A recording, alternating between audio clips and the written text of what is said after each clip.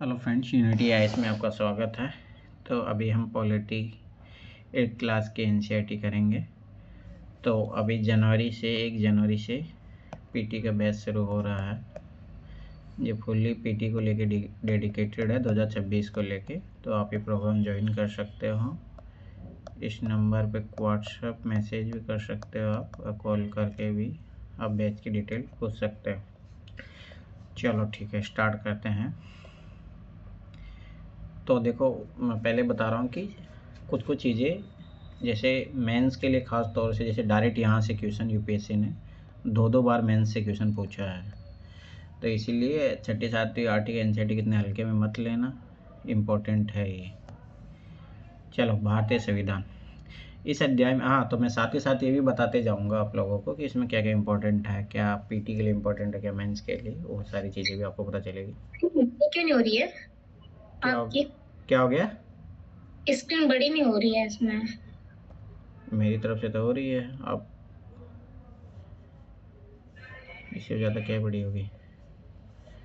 हो सकता है आपका रिफ्लेक्ट बाद में कर रहा हो। चलो ठीक है, भारतीय संविधान। इस अध्याय में हम फुटबॉल के खेल से अपनी बात शुरू करेंगे। आप में से ज़्यादातर बच्चों ने इस खेल के बारे में ज़रूर सुना होगा, बहुतों ने खेला भी होगा। जैसा कि इसके नाम से अंदाज़ा हो जाता है कि ये खेल पैरों से संबंधित है। फुट फुट मतलब पैर। फुटबॉल का एक नियम यह है कि गोलकीपर के अलावा और कोई खिलाड़ी जो है गेंद को बाहर से नहीं छू सकता, मतलब हाथ में कोई नहीं पकड़ सकता। अगर किसी खिलाड़ी की बाहर गेंद को छू जाती है तो उसे फाउल या गलत माना जाता है। कहने का मतलब यह है कि अगर खिलाड़ी फुटबॉल के हाथों में लेकर एक दूसरे को थमाने लगे तो उस खेल को फुटबॉल नहीं माना जाएगा। इस तरह हॉकी या क्रिकेट आदि दूसरे खेलों के भी कुछ तय नियम होते हैं। इन नियमों से खेल को परिभाषित करने और अलग अलग खेलों के बीच फर्क करने में मदद मिलती है। इन खेलों की तरह समाज के भी कुछ मूलभूत नियम होते हैं। उन्हीं से समाज का स्वरूप तय होता है और अलग अलग समाजों के बीच फर्क पता चलता है। बड़े समाजों में कई अलग अलग समुदाय एक साथ रहते हैं, वहाँ नियमों को आम सहमति के जरिए तय किया जाता है। आधुनिक देशों में यह सहमति आमतौर पर लिखित रूप में पाई जाती है। जिस दस्तावेज में हमें ऐसे नियम मिलते हैं उसे संविधान कहा जाता है। अब यहाँ से कोई पीटी का क्वेश्चन नहीं बनेगा, परंतु ये याद रखना कि ये एनसीईआरटी आपकी कॉन्सेप्ट क्लियर करने के लिए है। ये चीज़ याद रखना काफ़ी अच्छा है। और साथ में सामाजिक राजनीतिक जीवन की पाठ्य पुस्तकों में हम भारतीय संविधान पर चर्चा कर चुके हैं। इन किताबों पढ़कर क्या कभी यह सवाल आपके भीतर पैदा हुआ है कि हमें संविधान की जरूरत क्यों पड़ती है? क्या आपने यह जानने की कोशिश की है कि संविधान कैसे लिखा गया है या उसे किसने लिखा था? इस अध्याय में हम उन्हीं मुद्दों पर चर्चा करेंगे और भारतीय संविधान की मुख्य बातों पर ध्यान देंगे। ये बातें भारतीय लोकतंत्र के लिए बहुत महत्वपूर्ण है। इस पुस्तक के विभिन्न अध्यायों में इनमें से कुछ बातों पर विशेष जोर दिया गया जाएगा। अब किसी देश को संविधान की जरूरत क्यों पड़ती है? अब देखो, यहाँ से कोई पीटी के क्वेश्चन पूछने वाला कुछ भी नहीं है, ना मेंस का कुछ भी नहीं है। ये चीज़ याद रखना, बस उसमें ये इतना है कि आपको थोड़ा बहुत जानना चाहिए बस कैसे क्या होता है। अब ये देखो, 1934 में भारतीय राष्ट्रीय कांग्रेस ने संविधान सभा के गठन की मांग को पहली बार अपनी अधिकृत नीति में शामिल किया था। अब ये पीटी के लिए इंपॉर्टेंट हो जाएगा। पीसीएस में तो डायरेक्ट क्वेश्चन, वनडे एग्जाम में डायरेक्ट क्वेश्चन आता है। केवल भारतीयों को लेकर बनने वाली स्वतंत्र संविधान सभा की मांग दूसरे विश्व युद्ध के दौरान और तेज हो गई। अंततः दिसंबर 1946 में संविधान सभा का गठन किया गया। अब ये भी पीटी में पूछा जाता है कब संविधान सभा का गठन हुआ। प्रश्न 2 पर दिए गए चित्र में संविधान सभा के कुछ सदस्यों को दर्शाया गया है।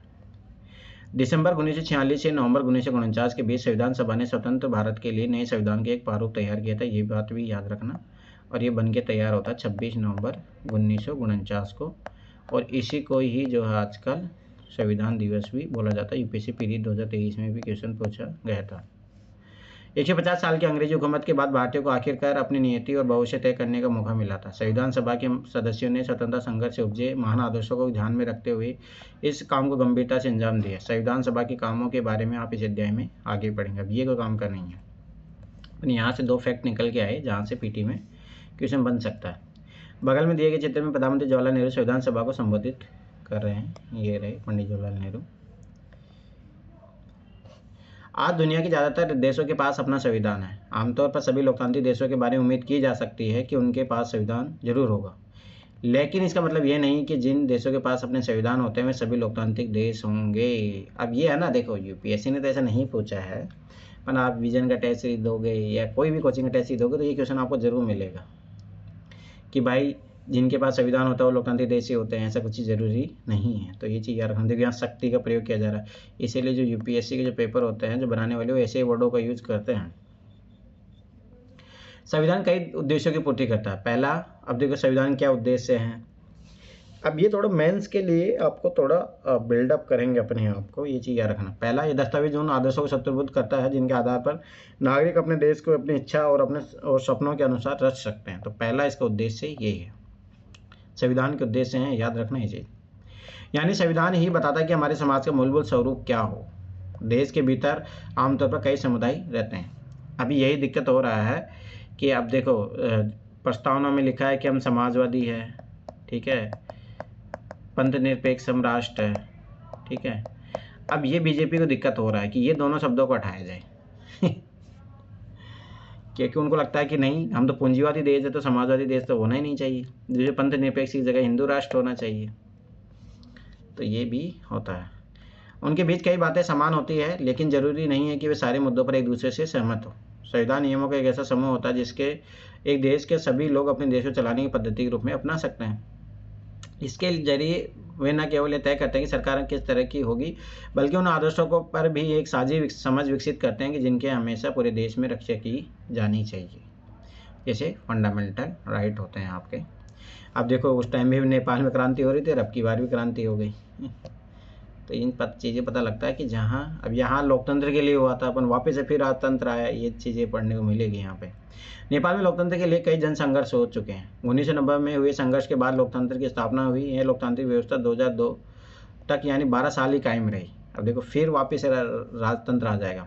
अक्टूबर 2002 में राजा ज्ञानेंद्र ने गाँवों में माओवादी संगठनों के बढ़ते प्रभाव को बहाना बनाकर सेना की मदद से सरकार के विभिन्न कामों को अपने कब्जे में लेना शुरू कर दिया। फरवरी 2005 में राजा ने शासन की बागडोर पूरी तरह अपने हाथों में ले ली।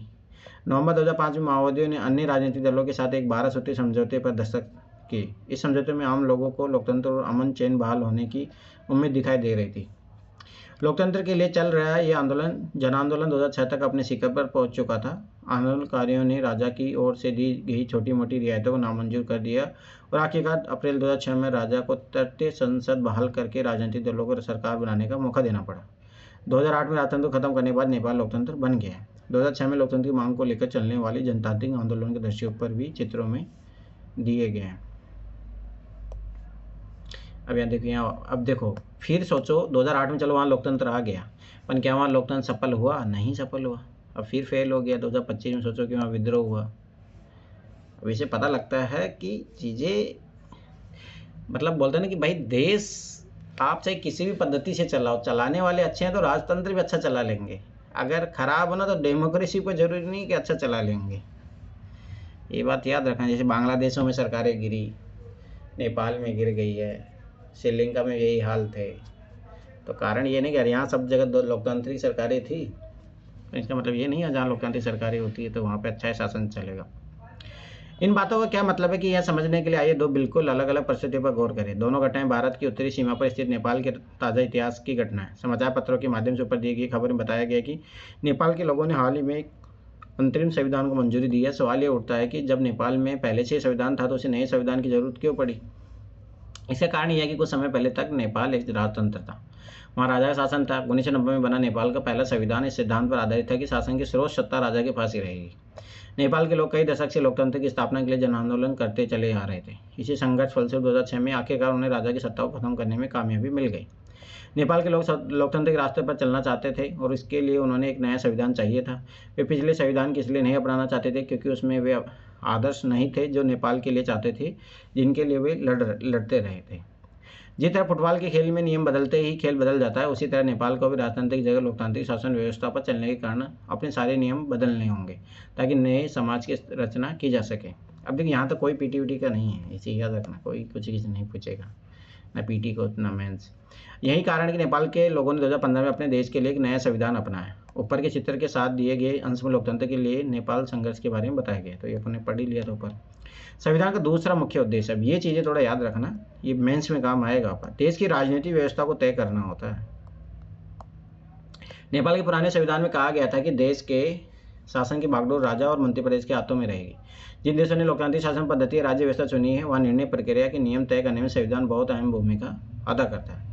लोकतंत्र में हम अपने नेता खुद चुनते हैं ताकि हमारी ओर से वे सत्ता को जिम्मेदारी के साथ इस्तेमाल कर सके। फिर भी इस बात की संभावना हमेशा रहती है कि नेता सत्ता का दुरुपयोग कर सकते हैं, जैसे नेपाल में यही तो हुआ।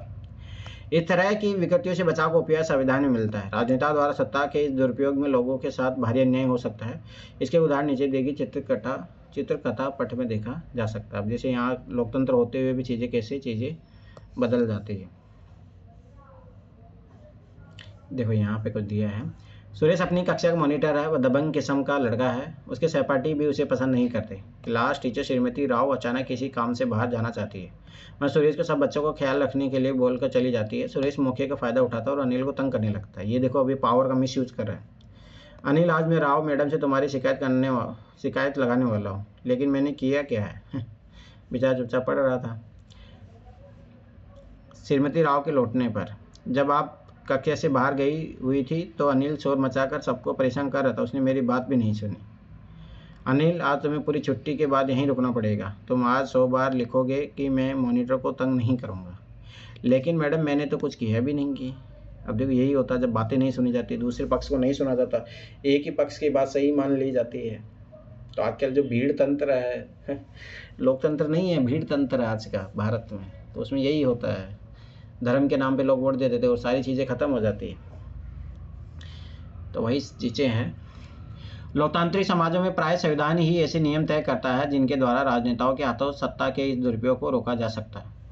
भारतीय संविधान में से बहुत सारे कानून मौलिक अधिकारों वाले खंड में दिए गए हैं। कि आपको कक्षा 7 की पुस्तक में दिए गए दलित लेखक ओम प्रकाश वाल्मीकि के अनुभव की कुछ याद है? उस अध्याय में बताया गया था कि ओम प्रकाश को दलित होने के कारण किस तरह के भेदभाव को सामना करना पड़ा।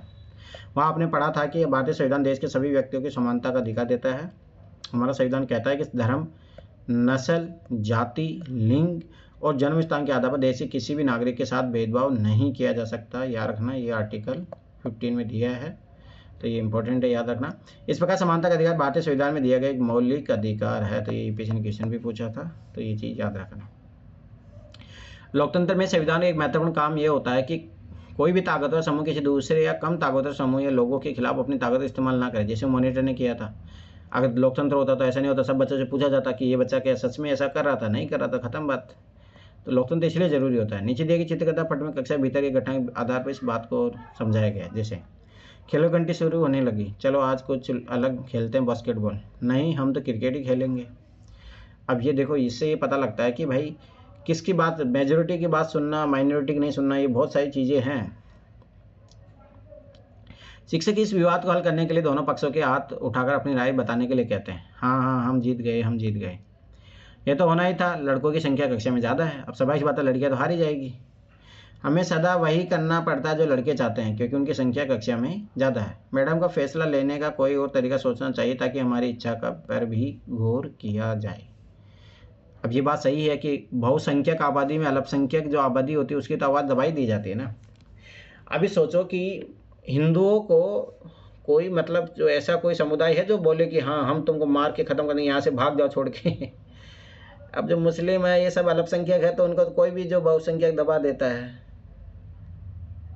ये बात याद रखना, आप अल्पसंख्यक को दबा सकते हो, बहुसंख्यक को नहीं। देखो दबाना दोनों तरफ से गलत होता है। अगर अल्पसंख्यक भी बहुसंख्यक पर दबाव बनाना चाह रहा तो गलत है, और बहुसंख्यक भी दबाना चाह रहा तो वो भी गलत है। दोनों स्थिति में गलत है। इस तरह के अस्वस्थ हालात लोकतांत्रिक समाजों में भी पैदा हो सकते हैं, जहां बहुमत वाला गुट लगातार ऐसे फैसले लागू करता रहता है जिनमें अल्पसंख्यकों की सहमति नहीं होती और उनका नुकसान होता है। जैसे कि चित्रकथा पट से पता चलता है, बहुमत की निरंकुशता का खतरा हर समाज में बना रहता है। अब जैसे मैं एक छोटा सा एग्जाम्पल देख बताता हूँ, ध्यान समझना। जैसे नक्सलवाद है। अब भाई नक्सलवाद सबको, देश को लग रहा है बुरा है, इसको ख़त्म करो ख़त्म करो, परंतु ये भी आप सोचो कि उस नक्सलवाद को ख़त्म करके आप वहाँ पे क्या करना चाह रहे हो। जैसे अडानी को ज़मीनें दी जा रही है, वो जंगल ज़मीन काटेंगे, वहाँ पे आदिवासी को जीवन जो है स्वाभाविक जीना मुश्किल हो जाएगा। तो आखिर किसके लिए, मतलब सोचो कि मतलब कल मैं एक डॉक्यूमेंट्री देख रहा था, एक ऐसा गांव भी है जहां तक आज तक प्रशासन पहुंचा ही नहीं है, ना सड़कें है, ना बिजली है, ना पानी का हेडपम्प भी नहीं है। वो भारत का हिस्सा है, सोचो। तो वही बात है कि आखिर में चाह क्या रहे हैं हम। संविधान में दिए गए नियमों से इस बात का ख्याल रखा जाता है कि अल्पसंख्यकों को किसी ऐसी चीज़ से वंचित न किया जाए जो बहुसंख्यकों के लिए सामान्य रूप से उपलब्ध है। अल्पसंख्यकों पर बहुसंख्यकों की निरंकुशता दबदबे पर प्रतिबंध लगाना भी संविधान का महत्वपूर्ण कार्य है। यह दबदबा एक समुदाय द्वारा दूसरे समुदाय के ऊपर भी हो सकता है, जिसे अंतर सामुदायिक वर्चस्व कहते हैं, इंटर कम्युनिटी। या फिर एक ही समुदाय के भीतर कुछ लोग दूसरे को दबा सकते हैं, जिसे अंतर सामुदायिक वर्चस्व भी कहते हैं। ये चीज़ याद रखना, ये इम्पोर्टेंट है ये वर्ड। यहीं पे कम्युनिटी की जगह स्टेट दे देगा, रिलीजन दे देगा। यूपीएससी मेंस में क्वेश्चन पूछा भी है 2020 का क्वेश्चन, मैंने स्टेट जोड़ा था वहाँ पे। संविधान क्यों होना चाहिए? इसका तीसरा महत्वपूर्ण कारण यह है कि हम खुद को अपने आप से बचा सकें। ये बात सुनने में ज़रा अजीब लगती है, दरअसल में इसका मतलब ये है कि कई बार हम किसी मुद्दे पर बहुत तीखे ढंग से सोचने लगते हैं। ऐसे विचार हमारे व्यापक हितों के लिए नुकसानदेह हो सकते हैं। संविधान हमें इसी भावना से बचाने में मदद करता है। इसे समझने के लिए नीचे के चित्रकथा पट को देखें। सबरन दुविधा में है, उसे कुछ तय करना है। कल की परीक्षा के लिए मुझे 2 अध्याय पढ़ने हैं, लेकिन इस समय तो मेरा पसंदीदा टीवी कार्यक्रम आ रहा है, मैं इसे देखे बिना नहीं रह सकती। पर अगर मैं ऐसा करती हूँ तो ये दोनों अध्याय भी नहीं पढ़ पाऊंगी। अभी डायलेमा में है। सबरन तुम परेशान लग रही हो, क्या हुआ? मुझे ये टीवी कार्यक्रम देखना है, लेकिन कल मेरी परीक्षा भी है। अगर आप लोग भी टीवी देखेंगे तो मेरा भी टीवी देखने का मन होगा। जरूर करेगा। मुझे एक बात तो सूझ रही है, अगर आज रात कोई भी टीवी भी ना देखे तो शायद मेरा भी मन नहीं लल जाएगा। अच्छा हुआ मैंने कल टेलीविज़न नहीं देखा, उन आखिरी 2 अध्याय से इतने सारे सवाल आए हैं।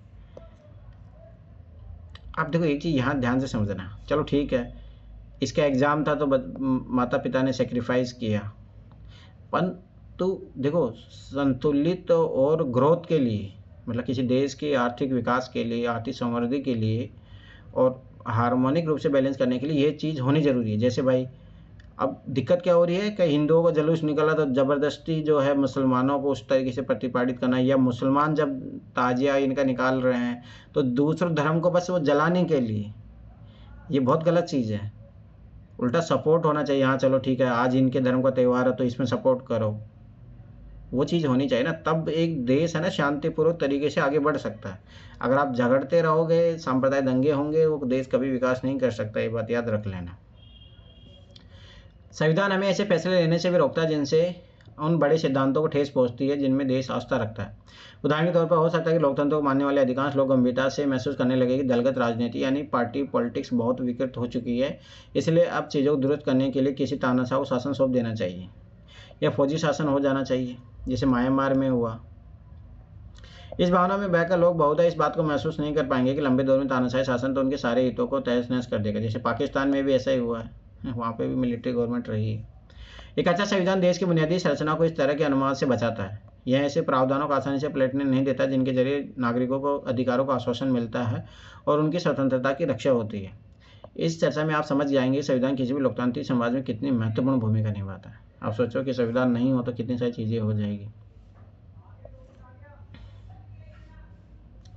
आइए अब हम भारतीय संविधान कुछ मुख्य आयामों का अध्ययन करें और इस बात को समझें कि उपरोक्त बिंदु कुछ खास आदर्शों नियमों को किस तरह रूप से ग्रहण करते हैं।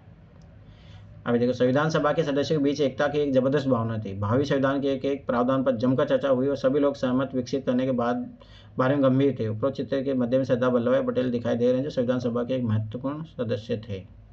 ये है सरदार वल्लभ भाई पटेल। भारतीय संविधान के मुख्य लक्षण। 20वीं सदी तक आते आते भारतीय राष्ट्रीय आंदोलन कई दशक पुराना हो चुका था। स्वतंत्रता संघर्ष के दौरान राष्ट्रवादियों ने इस बात पर काफी विचार किया कि स्वतंत्र भारत किस तरह का होना चाहिए। ब्रिटिश भारत के अंतर्गत उन्हें जिन नियमों को मानना पड़ता था वे उन्होंने खुद नहीं बनाए थे और अपने से राज्य के लंबे अत्याचारी शासन ने भारतीयों के सामने इतना जरूर स्पष्ट कर दिया था कि स्वतंत्र भारत का एक लोकतांत्रिक देश होना चाहिए।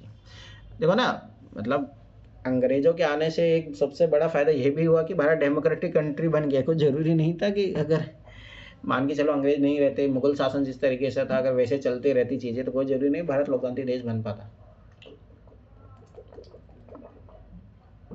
मतलब कन्फर्म तो नहीं बोल सकते, ये बन ही जाता। अब क्या अंग्रेज यहाँ 200 साल रहे तो उसने वैसे लोकतांत्रिक व्यवस्था चलाने का प्रयास किया। मतलब सही पूर्ण रूप से लोकतांत्रिक तो आज भी भारत नहीं है, तो उस टाइम में भी नहीं था। पर ये है कि उस रंग रूप में ढल गए तो लोग फिर चलो यही अच्छा है, लोकतंत्र को अपना लेते हैं। उसमें प्रत्येक नागरिक को समान माना जाएगा और सभी को सरकार में हिस्सेदारी का अधिकार होगा। इसके बाद यह तय करना था कि भारत में लोकतांत्रिक सरकार गठन कैसे किया जाए और इस कामकाज के नियम क्या हो। यह काम किसी एक आदमी के हाथ का नहीं था। इसमें लगभग 300 लोगों ने योगदान दिया जो 1946 में गठित गई संविधान सभा के सदस्य थे। भावी संविधान के निर्माण के लिए अगले 3 साल तक संविधान की सभा की बैठकें होती रही और जो सबसे इम्पोर्टेंट भूमिका जिसने अम्बेडकर ने निभाई। बाबा साहब डॉक्टर अम्बेडकर को भारतीय संविधान का जनक माना जाता है। छोटे मोटे एग्जाम में बहुत क्वेश्चन पूछा जाता है।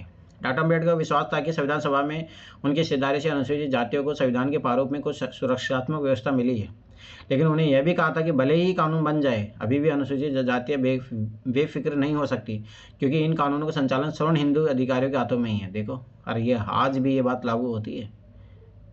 आज ब्यूरोक्रेसी में चले जाओ, कौन लोग बैठे हैं, जो है सवर्ण हिंदू लोग ही बैठे हुए हैं। इसलिए उन्हें अनुसूचित जातियों से आह्वान किया कि वे सरकार के अलावा लोक सेवाओं में भी बढ़ चढ़कर शामिल हो, मतलब IAS PCS इनकी तैयारी करनी चाहिए। ये याद रखना इम्पोर्टेंट है। संविधान सभा के इन सदस्यों के सामने एक बड़ी जिम्मेदारी थी। हमारे देश में कई समुदाय थे, उनको न तो भाषा एक थी, न ही एक धर्म था, और न ही एक जैसी संस्कृति थी। वैसे भी जब संविधान लिखा जा रहा था तो उस समय हमारे देश भारी उथल पुथल से गुजर रहा था। भारत और पाकिस्तान का बंटवारा लगभग तय हो चुका था। कुछ रियासतें तय नहीं कर पा रहे थे कि उनका भविष्य क्या होगा, वे किधर जाएगी। जनता की सामाजिक आर्थिक स्थिति भयानक थी। संविधान सभा के सदस्यों के सामने ये सारे मुद्दे थे, लेकिन उन्होंने अपने इस ऐतिहासिक दायित्व को बहादुरी से पूरा किया और देश को एक ऐसा कल्पनाशील दस्तावेज दिया जिसमें राष्ट्र एकता को बनाए रखते हुए विविधता के प्रति गहरा सम्मान दिखाई देता है। उन्होंने जो दस्तावेज तैयार किया उसमें सामाजिक आर्थिक सुधारों के जरिए गरीबी उन्मूलन और जनप्रतिनिधियों के चयन में जनता की महत्वपूर्ण भूमिका पर काफ़ी जोर दिया गया। पर मैं बताऊंगा, देखो कैसे आज लोकतंत्र विकृत हो गया। अभी ध्यान से समझना। पहली बात, मतलब जब लोकतंत्र की स्थापना होती है तो इसमें ये माना जाता है कि व्यक्ति विवेकशील है और अपने सोच विचार करके, बहुत सोच ग्रहण करके व्यक्ति वोट देता है। पर ऐसा नहीं होता है भारत में। भारत में वोटिंग को इन्फ्लुएंस किया जाता है, वो धर्म की राजनीति हो, मीडिया का प्रभाव हो, या जैसे अभी बिहार में जो हुआ 1-1 लाख रुपए बांट के हो। तो इस कारणों से, क्योंकि व्यक्ति जो है स्वार्थी होता है भाई, और वो स्वार्थ उसको भाई थोड़ा सा फायदा हो रहा है उसके लिए 1 लाख रुपए बहुत बड़ी बात है, भाड़ में जाए, वो किसको वोट दे रहा है उसे कोई मतलब नहीं होता। तो इसीलिए फिर वो लोकतंत्र है ही नहीं। आप उसको बोल सकते हो छद्म लोकतंत्र है भारत में। लोकतंत्र घिर चुका है बादलों से। तो जो बिना सूरज के, बिना जो मतलब प्रकाश में नहीं रहती है जो पृथ्वी, उसी तरीके से लोकतंत्र बस छद्म रूप से है कि हाँ लोकसभा है, राज्यसभा है, ना चुनावी प्रक्रिया जो अच्छी रही है उस पर संदेह रहा है। वोट बैंकिंग, धर्म, राजनीति, इन सारी चीज़ों से तो स्वाभाविक सी बात है, वो चीज़ें फिर बहुत खतरनाक बन जाती है। आगे के समय भारतीय संविधान कुछ मुख्य आयामों को उल्लेख भी किया गया। इन बातों को पढ़ते हुए विविधता, एकता, सामाजिक आर्थिक सुधार और प्रतिनिधित्व से संबंधित उपरोक्त चिंताओं को लगातार ध्यान में रखिए, जिनसे दस्तावेज को लिखने वाले जूझ रहे थे। ये समझने की कोशिश कीजिए उन्होंने स्वतंत्र भारत के शक्तिशाली लोकतांत्रिक समाज को बनाने के उद्देश्य को पूरा करने के साथ इन चिंताओं को किस तरह हल किया। अभी वेरी इंपॉर्टेंट, संघवाद, ये सब चीज़ें मेंस के लिए भी इंपॉर्टेंट है, फेडरलिज्म पीटी के लिए इंपॉर्टेंट है। इसका मतलब है देश में एक से ज़्यादा स्तर की सरकारों को होना। अब याद रखना कि अभी 3 टायर गवर्नमेंट है, ठीक है, पर याद रखना 7वीं जो अनुसूची है उसमें 2 ही गवर्नमेंट है, central government, state government. Power का सेपरेशन इन दोनों पे होता है। तो संघवाद में आप देखोगे तो ओनली ये 2 ही आती है, सेंटर और स्टेट, याद रखना ये चीज़। हमारे देश में राज्य स्तर पर भी सरकार है और केंद्र स्तर पर भी। पंचायती राज व्यवस्था शासन का तीसरा स्तर है, जिसके बारे में कक्षा 6 में पढ़ चुके हैं। कक्षा 7 की किताब में हमने राज्य सरकार का कामकाज देखा था। इस साल हम केंद्र सरकार के बारे में ज़्यादा पढ़ेंगे। भारत में इतने सारे समुदाय को फतेह सीधा मतलब यह था कि यहाँ शासन की एक ऐसी व्यवस्था करनी होगी जिसमें राजधानी दिल्ली में बैठे मुट्ठी भर लोग ही पूरे देश का फैसला न लेने लगे। इसलिए प्रांतीय स्तर पर भी सरकार की व्यवस्था की गई ताकि इलाकों के हिसाब से अलग फैसले भी लिए जा सके। भारत के सभी राज्यों को कुछ मुद्दे फैसले लेने की स्वायत्त अधिकार है। राष्ट्रीय महत्व के सवालों पर सभी राज्यों को केंद्र सरकार द्वारा बनाए गए कानूनों को मानना पड़ता है। कार्य क्षेत्र की स्पष्टता के लिए संविधान में कुछ सूचियाँ दी गई जिन्हें बताया गया कि कौन से स्तर सरकार किन मुद्दों पर कानून बना सकती है। इसके साथ संविधान यह भी तय करता है कि प्रत्येक स्तर की सरकारें अपने कार्यों के लिए पैसे का इंतजाम कहाँ से करती है, बजट, ये सारी चीज़ें। संघवाद के अंतर्गत राज्य केवल केंद्रीय सरकार के प्रतिनिधि नहीं होते हैं, उन्हें भी संविधान से अपनी ताकत और अधिकार मिलते हैं। ये चीज़ याद रखना है, वेरी इंपॉर्टेंट। सरकारों को कहाँ से अधिकार मिलते हैं, याद रखना, संविधान से। भारत के सभी लोग इन सभी स्तरों की सरकार द्वारा बनाए गए कानूनों नीतियों के अंतर्गत आते हैं। जब संविधान सभा ने सार्वभौमिक वैश्विक मताधिकार के सिद्धांत को स्वीकृति दी तो सभा के सदस्य A.K. अय्यर ने कहा था कि यह कदम आम आदमी और लोकतांत्रिक शासन की सफलता में गहरी आस्था का द्योतक और इस विश्वास पर आधारित है कि वैश्विक मताधिकार के जरिए लोकतांत्रिक सरकार की स्थापना का ज्ञानोदय लाएगी। यह आम आदमी के कुशल से जीवन स्तर और सुविधा और बेहतर जीवन स्थिति को भी प्रोत्साहन देगी।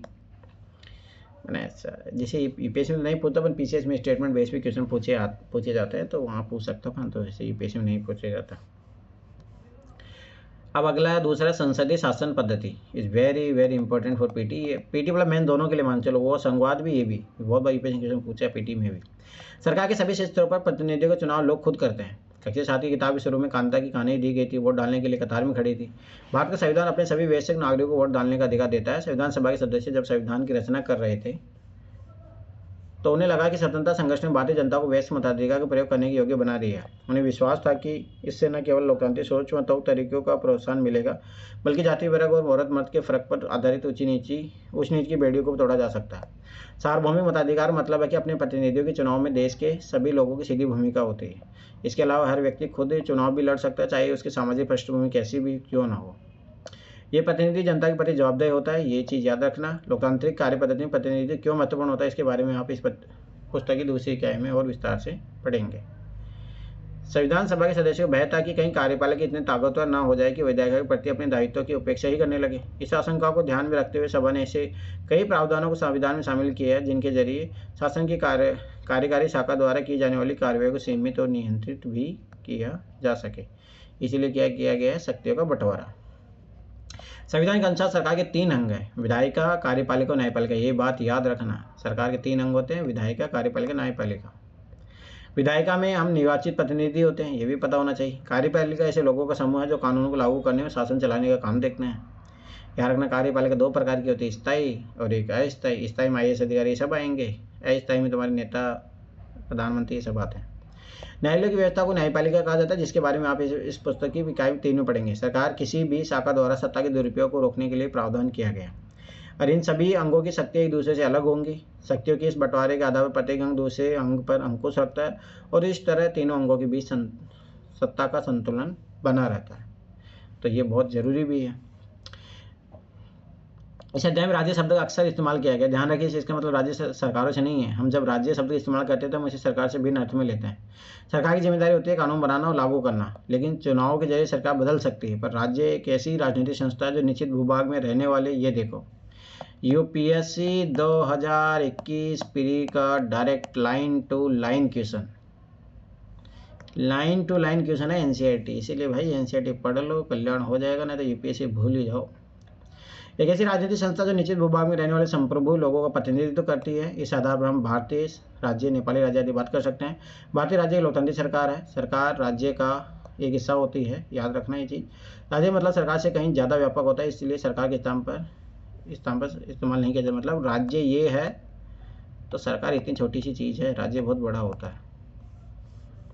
तो इम्पोर्टेंट है। देखो डायरेक्ट यूपीएससी ने क्वेश्चन पूछा, यूपीएससी 2021 के लाइन टू लाइन उठा के, इससे ज़्यादा और क्या ही मिलेगा तुम लोगों को। भारतीय संविधान में उल्लिखित मौलिक अधिकारों में कुछ अधिकार, अब ये भी यूपीएससी 2018 का क्वेश्चन, डायरेक्ट यूपीएससी क्वेश्चन पूछे। समानता का अधिकार कौन से आर्टिकल से आर्टिकल है, 14 से 18। 2020 का क्वेश्चन यूपीएससी ने डायरेक्ट पूछा। कानून की नज़र में सभी लोग समान हैं, इसका मतलब यह है कि सभी लोगों को देश का कानून बराबर सुरक्षा प्रदान करेगा। इस अधिकार में यह भी कहा गया है कि धर्म, जाति या लिंग के आधार पर किसी भी नागरिक के साथ भेदभाव नहीं किया जा सकता। खेल के मैदान, होटल, दुकान इत्यादि सार्वजनिक स्थानों पर सभी को बराबर पहुंच का अधिकार होगा। रोजगार के मामले में राज्य किसी के साथ भेदभाव नहीं कर सकता, लेकिन इसके कुछ अपवाद है जिनके बारे में इसी किताब में हम आगे पढ़ेंगे। छुआछूत की प्रथा भी उन्मूलन कर दिया गया है। फिर स्वतंत्रता का अधिकार, आर्टिकल 19 से 22। इस अधिकार के अंतर्गत अभिव्यक्ति और भाषण की स्वतंत्रता, सभा संगठन बनाने की स्वतंत्रता, देश के किसी भी भाग में आने जाने और रहने तथा कोई भी व्यवसाय या पैसा कारोबार करने का अधिकार भी शामिल है। शोषण के विरुद्ध अधिकार, आर्टिकल 23 और 24। संविधान में कहा गया कि मानव व्यापार, जबरन श्रम मतलब और 14 वर्ष से कम उम्र के बच्चों को मजदूरी पर रखना अपराध है। धार्मिक स्वतंत्रता अधिकार, आर्टिकल 25 से लेकर 28 तक। सभी नागरिकों को पूरी धार्मिक स्वतंत्रता दी गई है। प्रत्येक व्यक्ति को अपनी इच्छा को धर्म अपनाने, उसका प्रचार प्रसार करने का भी अधिकार है। सांस्कृतिक और शैक्षणिक अधिकार, आर्टिकल 29 और 30। संविधान में कहा गया कि धार्मिक या भाषाएं सभी अल्पसंख्यक समुदाय अपनी संस्कृति की रक्षा और विकास के लिए अपने अपने शैक्षणिक संस्थान भी खोल सकते हैं। ये बात याद रखना, ये रटे होनी चाहिए। संवैधानिक उपचार का अधिकार, आर्टिकल 32। यदि किसी नागरिक को लगता है कि राज्य द्वारा उसके किसी मौलिक अधिकार का उल्लंघन होता है तो इस अधिकार का सहारा लेकर वो अदालत भी जा सकता है। ऐसे 5 प्रकार की रिट है, ये पता होना चाहिए। यूपीएससी ने 2 बार क्वेश्चन पूछ चुका है, ये चीज़ याद रखना। पांचों प्रकार की लक्ष्मण क्रांति मिलेगी आपको, एनसीईआरटी में नहीं मिलेगी। अगला मौलिक अधिकार। मौलिक अधिकार वाला खंड भारतीय संविधान की अंतरात्मा भी कहलाता है। Is very very important. भारतीय संविधान की अंतरात्मा क्या है? मौलिक अधिकार, याद रखना। औपनिवेशिक शासन ने राष्ट्रवादियों के दिमाग में राज्य के प्रति संदेह का भाव पैदा कर दिया था। इसीलिए राष्ट्रवादी चाहते थे कि स्वतंत्र भारत में राज्य की सत्ता के दुरुपयोग से बचने के लिए कुछ लिखित अधिकार होने चाहिए। लिहाजा मौलिक अधिकार देश के सभी नागरिकों को राज्य की सत्ता के मनमानी और निरंकुश इस्तेमाल से बचाते हैं। इस तरह संविधान राज्य और अन्य व्यक्तियों के समक्ष व्यक्तियों के अधिकारों की रक्षा करता है। विभिन्न अल्पसंख्यक समुदाय भी चाहते हैं कि संविधान में ऐसे अधिकारों को शामिल किया जाए जो उनके समूह की रक्षा भी कर सके। फलस्वरूप बहुसंख्यकों से अल्पसंख्यकों के अधिकारों की रक्षा का आश्वासन भी संविधान में दिया गया है। इन मौलिक अधिकारों के बारे में डॉक्टर अम्बेडकर ने कहा था कि इनका दोहरा उद्देश्य है। पहला, हर एक नागरिक ऐसी स्थिति में हो कि वह उन अधिकारों के लिए दावेदारी कर सके, और दूसरा, ये अधिकार हर उस सत्ता और संस्था के लिए बाध्यकारी जिसे कानून बनाने का अधिकार भी दिया गया हो। मौलिक अधिकारों के अलावा हमारे संविधान में एक खंड नीति निर्देशित तत्वों का भी है। संविधान सभा के सदस्य ने एक खंड इसलिए जोड़ा ताकि ज़्यादा सामाजिक और आर्थिक सुधार लाए जा सके। ये भी यूपीएससी 2022 या 20 में पूछा, 2020। वे चाहते थे कि स्वतंत्र भारतीय राज्य की जनता जो है, जनता की गरीबी से दूर करने वाले कानून और नीतियाँ बनाते हुए उन सिद्धांतों को मार्गदर्शक के रूप में हमेशा अपने सामने रखे। धर्मनिरपेक्षता वेरी वेरी इंपॉर्टेंट। मैंने 2024 में भी पूछा, उससे पहले भी पूछा। अगला चैप्टर इसी का ही है, जिसमें डायरेक्ट जो है वेस्टर्न जो है धर्मनिरपेक्षता और भारतीय पंथ निरपेक्षता में क्या अंतर है, डायरेक्ट यूपीएससी ने पूछा। दो बार क्वेश्चन पूछ चुका है एक ही मेंस में। धर्मनिरपेक्ष राज्य वह होता है जिसमें राज्य अधिकृत रूप से किसी भी धर्म को राजकीय धर्म के रूप में बढ़ावा नहीं देता है। इसके बारे में हम अगले अध्याय में और विस्तार से पढ़ेंगे। इसलिए आरएसएस कितना भी बोल ले, पर कभी भी है ना, याद रखना कि बीजेपी जो मतलब सरकार जो है कभी भी ये नहीं बोलेगी कि हाँ हम अब तो हिंदू राष्ट्र इलाके रहेंगे। वो उनका प्रोपेगेंडा होता है, वो सारी चीज़ें हैं, पर याद रखना संविधान अलाउ नहीं करता। अब आप इस बात को समझने लगे होंगे कि कभी कभी देश का इतिहास यह तय करता है कि देश का संविधान कैसा होगा। संविधान उन आदर्शों तय करने में महत्वपूर्ण भूमिका निभाता है जिन्हें हम अपने देश और अपने प्रतिनिधियों के जरिए साकार करना चाहते हैं। जिस तरह फुटबॉल के नियम बदलते ही खेल बदल जाता है, उसी तरह जिन देशों के संविधान में भारी बदलाव आ जाते हैं वहाँ देश का बुनियादी स्वरूप भी बदल जाता है। हम नेपाल में रह चुके हैं, यहाँ देख चुके हैं। वहाँ लोकतंत्र बनाने की जरूरत के साथ एक नए संविधान की जरूरत भी पैदा हो गई थी। ऊपर हमने भारतीय संविधान के जिन आयामों का जिक्र किया वे कई बार काफ़ी जटिल दिखाई देते हैं और उन्हें समझने में मुश्किल भी महसूस होती है, लेकिन अभी आप इस बारे में ज़्यादा फिक्र ना करें। इस पुस्तक के बाकी अध्याय में और अगले कक्षा में भारतीय संविधान के इन सभी पहलुओं के बारे में आप लगातार सीखते जाएंगे।